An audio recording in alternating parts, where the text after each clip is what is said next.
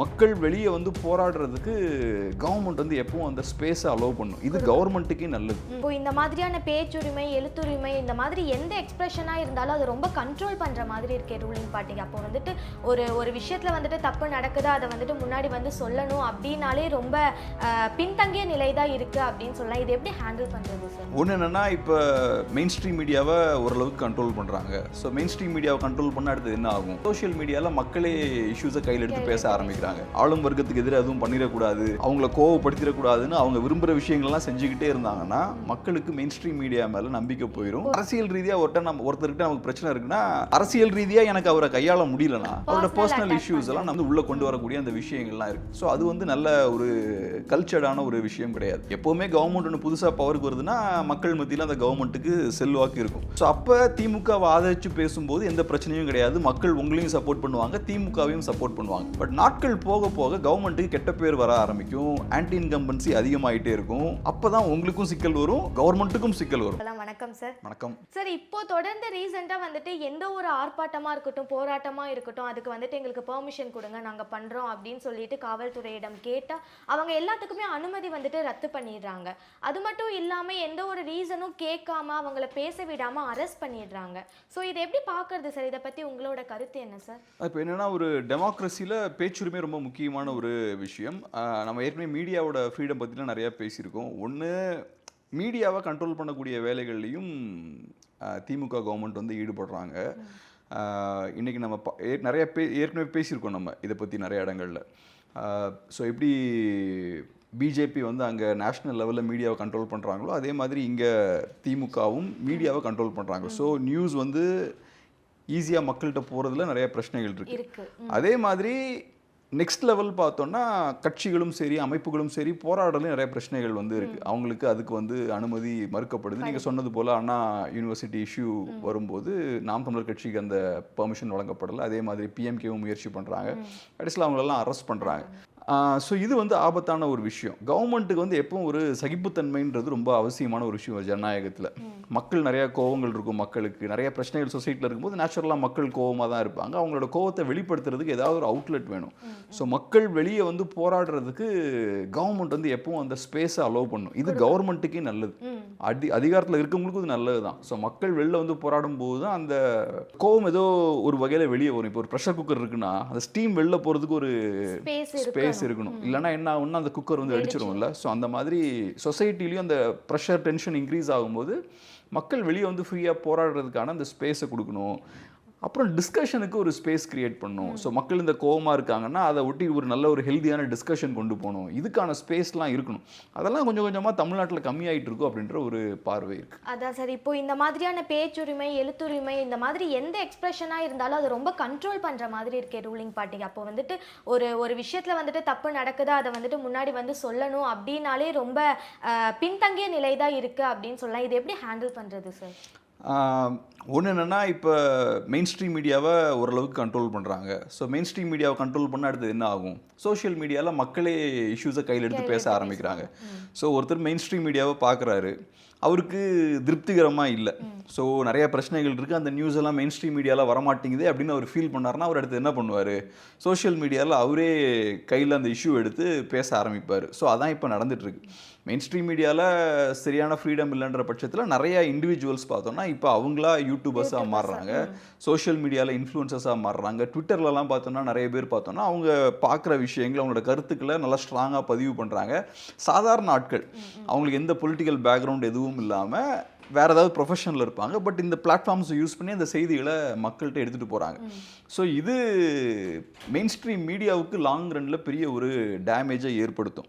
ஏன்னா இன்றைக்கி social media ஸ்ட்ராங்காக வளர்ந்துட்டுருக்கு. மெயின் ஸ்ட்ரீம் மீடியா ஹானஸ்ட்டாக வியூஸ் எல்லாம் ஷேர் பண்ணாமல் இந்த மாதிரி ஆளும் வர்க்கத்துக்கு எதிராக எதுவும் பண்ணிடக்கூடாது, அவங்கள கோவப்படுத்திடக்கூடாதுன்னு அவங்க விரும்புகிற விஷயங்கள்லாம் செஞ்சுக்கிட்டே இருந்தாங்கன்னா மக்களுக்கு மெயின் ஸ்ட்ரீம் மீடியா மேலே நம்பிக்கை போயிடும். அதுக்கப்புறம் சோஷியல் மீடியாவை நோக்கி அவங்க போக ஆரம்பிச்சிருவாங்க. ஈவன் பிரிண்ட் எடுத்துக்கிட்டோன்னா பிரிண்ட்டுக்குன்னு ஒரு தேவை இருக்குது. இன்றைக்கும் நீங்கள் நல்லா பார்த்தீங்கன்னா, இப்போ நான்லாம் நியூஸ் பேப்பர் தான் காலையில் படிப்பேன். இன்றைக்கி என்னென்ன கண்டென்ட்டுன்றதை ஓரளவுக்கு புரிஞ்சுக்கிறதுக்கு நியூஸ் பேப்பர் தான் ஃபாலோ பண்ணுவேன். நியூஸ் பேப்பரில் ஏறக்குறைய எல்லா விஷயத்தையுமே டச் பண்ணியிருப்பாங்க. ஸோ சீரியஸாக டீப்பாக நியூஸை புரிஞ்சுக்கணுன்னா இன்றைக்கும் எல்லோரும் நியூஸ் பேப்பர் தான் படிப்பாங்க. அதே போல் மெயின் ஸ்ட்ரீம் மீடியா பேசாத விஷயத்தெல்லாம் நம்ம தெரிஞ்சுக்கணும்னு நினச்சாங்கன்னா சோஷியல் மீடியாவுக்கு போயிடுவாங்க, யூடியூப் மாதிரியான மற்ற பிளாட்ஃபார்ம்ஸ்க்கு போயிடுவாங்க. ஸோ இந்த 2 பிளாட்ஃபார்ம்ஸும் ஏதோ ரோலை ப்ளே பண்ணுது. பிரிண்ட்டும் ஒரு ரோல் ப்ளே பண்ணுது, சோஷியல் மீடியாவும் ஒரு ரோல் ப்ளே பண்ணுது. நடுவில் இருக்கிற இந்த டெலிவிஷன் மீடியா இருக்குது பாருங்கள், அது எந்த ரோலும் ப்ளே பண்ணாமல் அவங்க உண்மையான விஷயத்தையும் அவங்களால பெருசாக பேச முடியல, நியூஸையும் ரொம்ப டீப்பாக பிரிண்ட் மாதிரி கொடுக்க முடியல. ஸோ நடுவில் அவங்க மாட்டிகிட்டு இருக்காங்க. So main stream television media சீக்கிரமாக ஏதாவது ஒன்று பண்ணணும். அவங்க அரசை நம்ம சங்கடப்படுத்திடக்கூடாதுன்னு நினச்சி இந்த மாதிரி ரொம்ப அமைதியாகவே இருந்துக்கிட்டு இருந்தாங்கன்னா டெலிவிஷன் மீடியா கொஞ்ச நாளில் ரொம்ப பலவீனப்பட்டு போயிடும். நீங்கள் சொன்ன மாதிரி ஒரு விஷயத்தை வந்துட்டு தெரிஞ்சுக்கணும் அப்படின்னா இப்போ வந்துட்டு மெயின் ஸ்ட்ரீம் மீடியாவை தாண்டி சோஷியல் மீடியாவுக்கு தான் பலரும் வந்துட்டு பார்க்குறாங்க அப்படின்னு சொல்லலாம் சார். அந்த வகையில் இப்போ சில யூடியூபர்ஸ் வந்துட்டு பிஎம்கே தலைவர் ராமதாஸ் அவர்களை ஒரு பெண் கூட சேர்த்து வச்சு பேசுகிற மாதிரி பேசிக்கிட்டு இருக்காங்க. ஸோ இந்த மாதிரியான யூடியூப் மாடலிசம், மீடியா மாடலிசிங் தான் தமிழ்நாட்டில் போயிட்டுருக்கு. இதை பற்றி உங்களோட கருத்து என்ன சார்? எனக்கு அந்த இஷ்யூ பற்றி பெருசாக புரிதல் இல்லை. ஸோ அவங்க எதை பேஸ் பண்ணி என்ன சொல்கிறாங்கன்னு தெரில. ஸோ அந்த இஷ்யூ பற்றி எனக்கு பெரிய புரிதல் இல்லை. பட் பர்சனலாக என்னோடய ஒப்பீனியன் என்னென்னா, இப்போ ஒருத்தர்கிட்ட நமக்கு அரசியல் ரீதியாக நமக்கு ஒரு மாறுபட்ட கருத்து இருக்குது, கருத்து வேறுபாடு இருக்குது அப்படின்னா நம்ம அரசியல் ரீதியாக அதை கையாளணும். இப்போ நம்ம ஊரில் ஒரு பெரிய பிரச்சனை என்னென்னா, ஒருத்தர்கிட்ட நமக்கு அரசியல் ரீதியாக ஒரு பிரச்சனை இருக்குன்னா அவரை காலி பண்ணுறதுக்கு நம்ம பர்சனல் இஷ்யூஸ்லாம் நம்ம தூக்கிட்டு வருவோம். இப்போ நீங்கள் சொன்ன இஷ்யூ பற்றி எனக்கு என்னன்னே தெரில அது. பட் நான் சொல்கிறேன், ஜென்ரலாக நான் இருக்கிற விஷயம் என்னென்னா, அரசியல் ரீதியாக ஒருத்தர்கிட்ட நமக்கு பிரச்சனை இருக்குன்னா அரசியல் ரீதியாக எனக்கு அவரை கையாள முடியலன்னா அவரோட பர்சனல் இஷ்யூஸ் எல்லாம் நம்ம உள்ளே கொண்டு வர, நம்மனா அந்த எதிரிகள் வந்து உள்ளே கொண்டு வரக்கூடிய அந்த விஷயங்கள்லாம் இருக்குது. ஸோ அது வந்து நல்ல ஒரு கல்ச்சர்டான ஒரு விஷயம் கிடையாது. யூஸ்வலாக இன் ஜென்ரல் பர்சனல் நம்ம சொல்கிறது என்ன, அது ஒருத்தரோட பர்சனலான விஷயம், நம்ம போய் அதை போய் கை வைக்கக்கூடாதுன்றது தான். ஸோ அப்போ அந்த பர்சனல் இஷ்யூஸை ஜென்ரலாக டச் பண்ணாமல் இருக்கிறதே நல்லது. நம்ம சாதாரணமாக கேஷுவலாக ஃப்ரெண்ட்ஸோட பேசும்போது கூட நம்ம அடுத்தவங்களோட பர்சனல் விஷயத்தை டச் பண்ணாமல் இருக்கிறது நல்லது. ஏன்னா அது அவங்களோட பர்சனல் ஸ்பேஸ். அப்படி இருக்கும்போது இன்றைக்கி இருக்கக்கூடிய ஒரு மோசமான கல்ச்சர் என்னென்னா, டிவியில் கேமரா முன்னாடி உட்காந்துக்கிட்டு அடுத்தவங்களோட பர்சனல் விஷயங்கள் பேசுகிறதுலாம் ரொம்ப சாதாரணமாக மாறிடுச்சு. அதை தவிர்த்துறது பெட்டர். Okay sir. இப்போ டிஎம்கேக்கு சப்போர்ட் பண்ணுற ஒரு சில சேனல்ஸ்லாம் வந்துட்டு அவங்க என்ன பண்ணாலும் சரி அப்படின்ற மாதிரி முட்டு கொடுக்குறாங்க.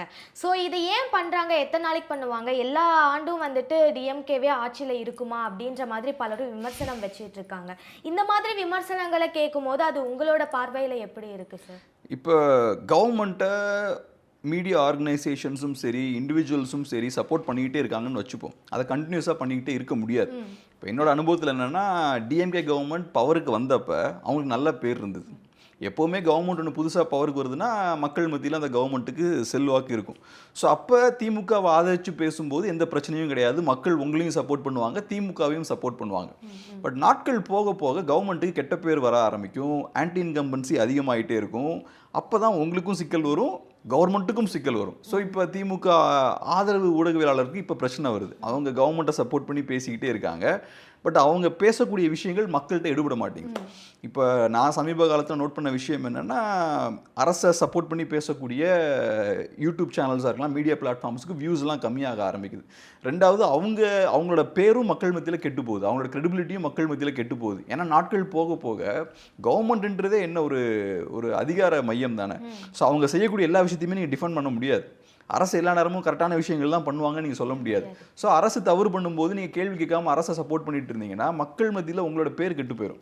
ஸோ இப்போ 4 வருஷம் ஆயிடுச்சு, திமுகவுக்கு எதிராக ஒரு ஆன்டி இன்கம்பன்சி மக்கள் மத்தியில் டெவலப் ஆகிட்டு இருக்கு, மக்களுக்கு நிறைய அதிருப்திகள்லாம் இருக்குது. அதை நீங்கள் வெளிப்படுத்தாமல் ரொம்ப அமைதியாக இருந்துக்கிட்டு கவர்மெண்ட்டை சப்போர்ட் பண்ணியே பேசிகிட்டு இருந்தீங்கன்னா மக்கள் மத்தியில் பேர் உங்களுக்கு கெட்டு போயிடும். ஸோ அந்த விஷயத்தை இப்போ பார்க்க முடியுது. ஸோ அதனால் எப்போவுமே ஒரு மீடியாக்காரனுக்கு இருக்கக்கூடிய அசர்ட்டே என்னென்னா அவனோட கிரெடிபிலிட்டி தான். கிரெடிபிலிட்டின்னு என்ன, அவனோட நம்பகத்தன்மை. ஸோ அதை இழந்தாச்சுன்னா மக்கள் மத்தியில் அது செல்லுபடியாகாது. அதுக்கப்புறம் உங்களோட கட்சிக்காரங்க தான் அந்த கட்சியில் இருக்கக்கூடிய தொண்டர்கள் தான் உங்களை சப்போர்ட் பண்ணுவாங்களே தவிர பொதுமக்கள் உங்களை சப்போர்ட் பண்ண மாட்டாங்க. ஸோ அப்புறம் கவர்மெண்ட்டும் மாறும். அதே மாதிரி எப்போவுமே ஒரே கவர்மெண்ட் இருக்காது. மேபி இப்போ திமுக இருக்காங்க, அடுத்த எலெக்ஷனும் மேபி திமுக ஜெயிக்கலாம், பட் அவங்க ஜெயிச்சுக்கிட்டே இருக்க மாட்டாங்கல்ல, ஏதோ ஒரு பாயிண்டில் மாறும்ல. அதுக்கப்புறம் அப்போ நீங்கள் என்ன பண்ணுவீங்க? எல்லாம் யங்ஸ்டர்ஸ் மோஸ்ட்லி இந்த மாதிரி சப்போர்ட் பண்ணி பேசுறதெல்லாம் மோஸ்ட்லி யங்ஸ்டர்ஸ். இன்னும் ஒரு 30-40 இயர்ஸ் அவங்களுக்கு லைஃப் இருக்குது. மீடியா இண்டஸ்ட்ரியில் இன்னும் 20-30 இயர்ஸ் அவங்க டெஃபினட்டாக இருப்பாங்க. அப்படி இருக்கும்போது இன்னைக்கு இம்மீடியட்டாக நமக்கு சில லாபங்கள் வருது அப்படின்றதுக்காக ஒரு தொலைநோக்கு பார்வை இல்லாமல் இந்த மாதிரி தவறான டைரக்ஷனில் போகிறது அவங்களோட ஃபியூச்சருக்கு அது பெரிய பாதிப்பை ஏற்படுத்தும். சார், நீங்கள் இப்போ ரீசெண்டாக வந்துட்டு பிஜேபி ஃபாசிஸ்ட் கட்சி இல்லை அப்படின்ற மாதிரி பேசியிருந்தீங்க. அது பேசினதுக்கப்புறம் உங்கள் மேலே அவதூறு பரப்ப ஆரம்பிச்சிருக்காங்க. இதெல்லாம் பார்க்குறப்போ உங்களுக்கு எப்படி இருக்குது சார்? அதான் இப்போ என்னன்னா ஏதோ பிஜேபி ஃபாசிஸ்ட் பார்ட்டியில் நம்ம சொன்னது வந்து ஏதோ பிஜேபியை சப்போர்ட் பண்ணி பேசணும் அப்படின்றதுக்காக நம்ம அப்படி சொல்லல. அது சொன்னதுக்கான காரணம் என்னன்னா பிஜேபி ஒரு மதவாத கட்சி, ஃபாசிஸ்ட் பார்ட்டி இல்லை அப்படின்ற ஒரு பாயிண்ட் வந்து முன் வச்சிருந்தேன்.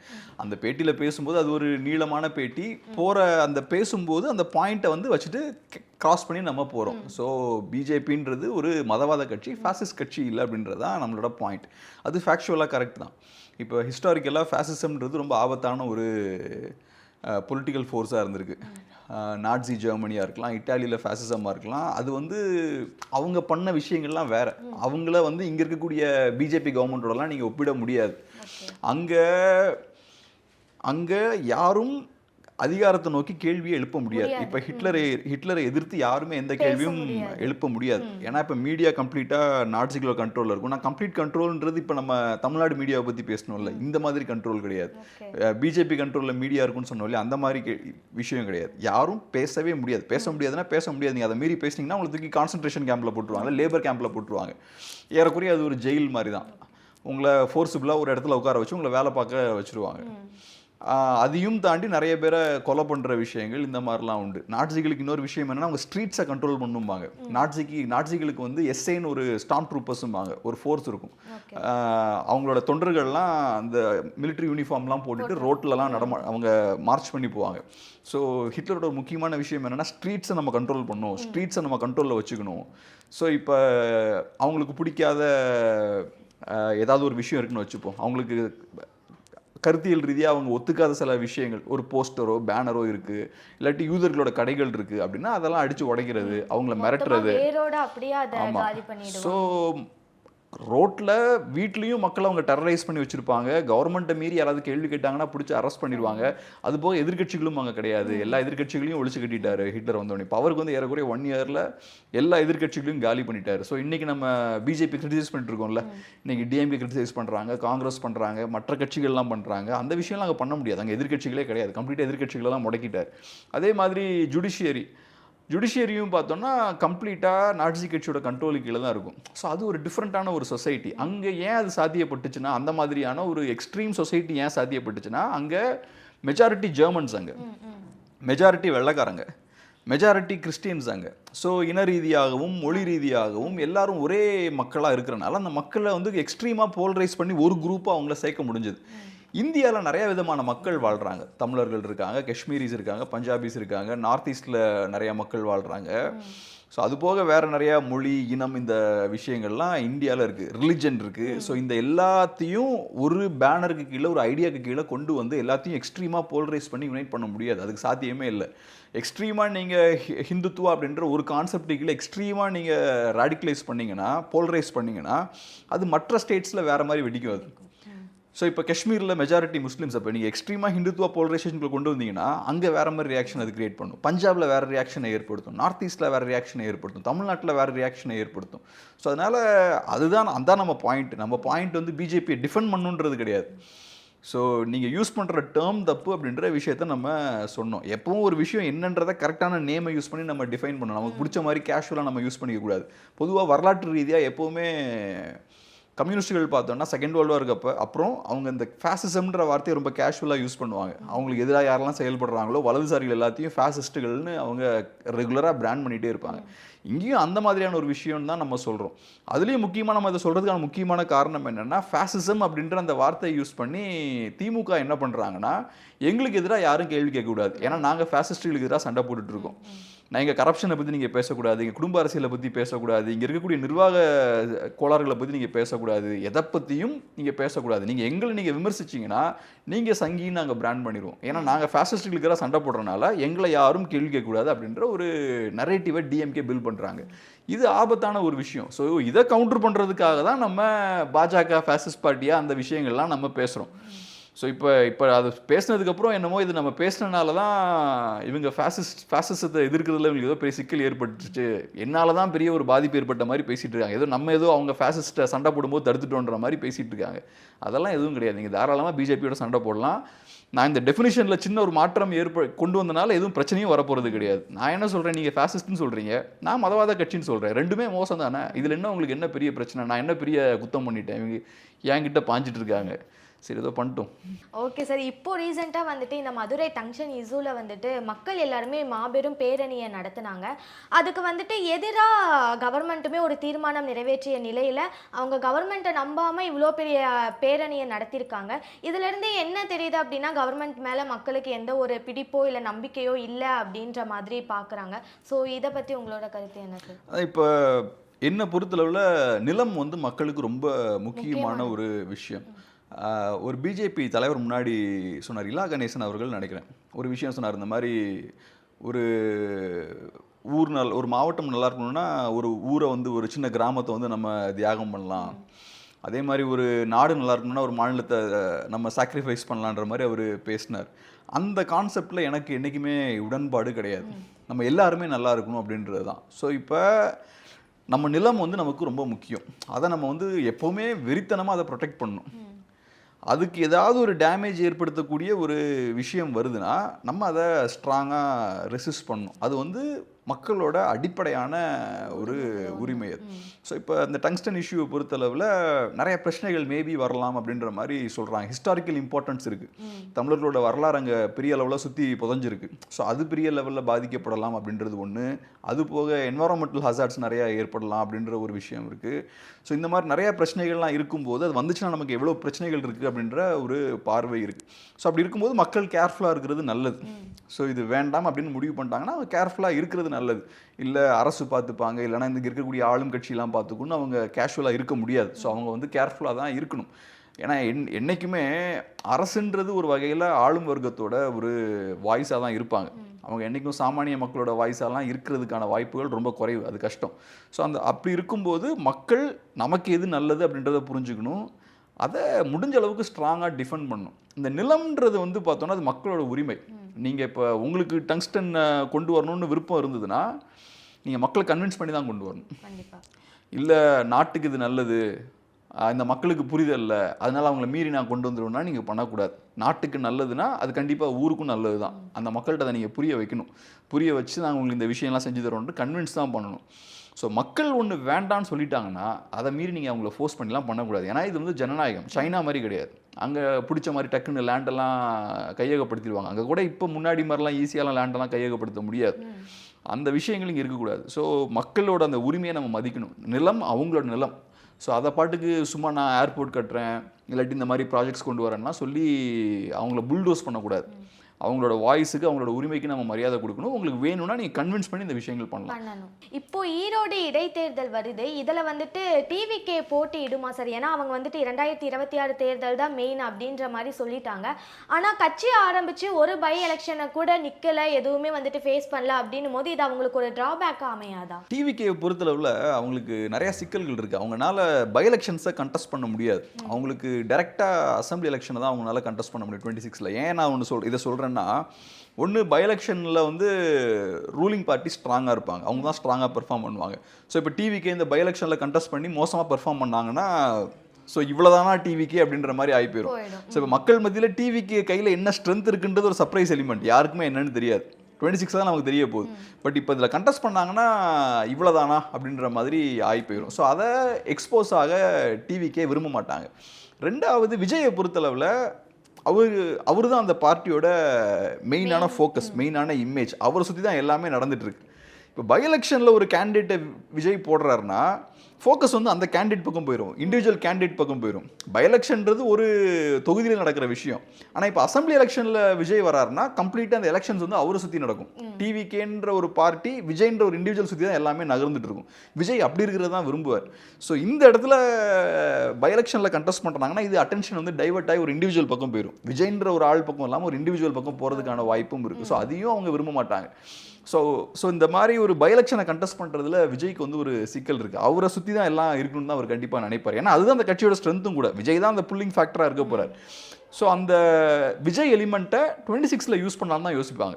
இங்கே அதை யூஸ் பண்ணோன்னு அந்த சின்ன எலெக்ஷனுக்கு யூஸ் பண்ணால் வேஸ்ட்டு.